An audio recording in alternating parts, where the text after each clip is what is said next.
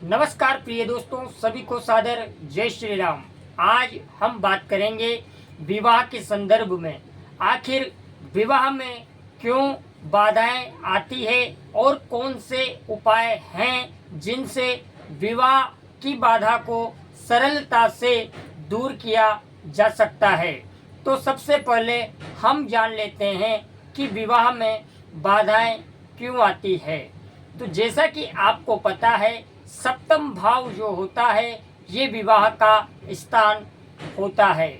इसी के साथ साथ विवाह में विलंब शुक्र और गुरु, इसी के साथ साथ मंगल का डैमेज होना भी विवाह में बाधक बनता है। अब आपको बताते हैं कि सप्तम भाव अगर पाप कर्तरी दोष में आ जाए या सप्तम भाव में शनि, राहु, केतु, नीच का गुरु, ये सभी विवाह में बाधक बनते हैं।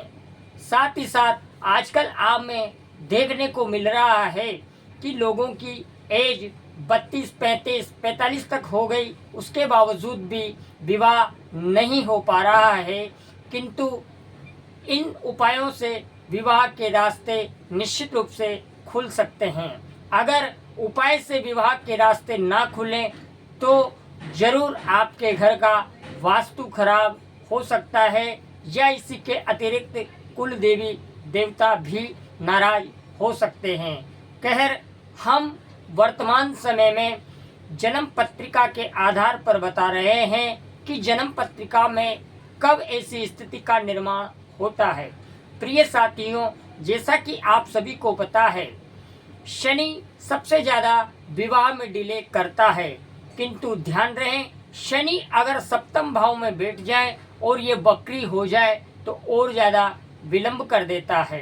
लेकिन ये वक्री हो जाए और वक्री पर भी किसी पाप ग्रह की दृष्टि पड़ जाए तब फिर और ज़्यादा विलंब ये शनि यहाँ पर कर देता है।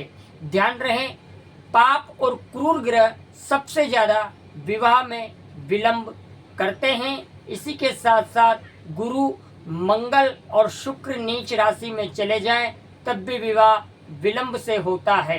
तो यह तो हमने बात मोटे तौर पर आपको बताई कि कब विवाह में विलंब होता है। अब फटाफट हम उपाय जान लेते हैं। तो दोस्तों, उपाय के तौर पर हम सरल और साधारण उपाय आपको बताने जा रहे हैं। आपको क्या करना है, सबसे पहले उपाय आप नोट करें। एक आटे का दीपक आप बनाएं, उसमें हल्दी मिलाकर दीपक बनाएं और काला धागा आप प्राप्त कर लें अपनी हाइट के बराबर का। इस दीपक को आप भगवान शिव की दहलीज पर किसी भी शनिवार को लगाएं और लगातार 3 शनिवार लगाएं। निश्चित रूप से विवाह की बाधा दूर हो जाएगी। यह पहला उपाय आपने सुना। दूसरा प्रयोग आपको क्या करना है, भगवान श्री हरि विष्णु के मंदिर में जाकर आपको एक कलम की 5 लड्डू के साथ किसी भी बृहस्पतिवार के दिन चढ़ाना है। निश्चित रूप से विवाह के रास्ते खुलेंगे। इसी के साथ साथ तीसरे उपाय की अगर मैं आपसे चर्चा करूं तो आपको एक उपाय करना है कि पीतल का एक पात्र प्राप्त करना है, उसमें आधा दूध और आधा पानी भरना है। उसके बाद काला तिल और गुड़ मिलाकर के केले के पौधे में 11 गुरुवार लगातार समर्पित करना है। इसी के साथ साथ ओम नमो भगवते वासुदेवताय नमः की एक माला अवश्य करें।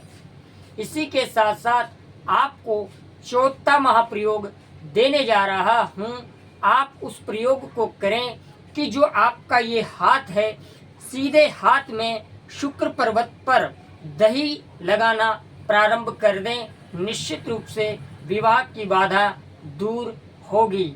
इसी के साथ साथ आप अपने रूम में एक सिक्का, एक सुपारी और एक हल्दी की गांठ लाल कपड़े में बांधकर अपने मुख्य द्वार पर टांग दे, निश्चित रूप से विवाह की बाधा दूर हो जाएगी। इसी के साथ साथ अगर नेक्स्ट प्रयोग की बात करें तो आप अपने नहाने वाले पानी में एक चुटकी हल्दी और इत्र डालकर नहाना प्रारंभ करें, निश्चित रूप से विवाह की बाधा दूर होगी। इसी के साथ साथ आप दक्षिण और पश्चिम दिशा में सिर करके सोना बंद कर दें, विवाह की बाधा दूर हो जाएगी। इसी के साथ साथ आप सभी को बहुत बहुत धन्यवाद, शुभकामनाएं। ये हमने वीडियो के माध्यम से कुछ प्रयोग बताए, प्रयोग और भी बहुत सारे हैं किंतु मुख्य प्रयोग आपको हमने बता दिए। आप इसी के साथ साथ आप सभी का पुनः धन्यवाद। जय श्री राम। वीडियो को लाइक, शेयर, सब्सक्राइब और कमेंट करें।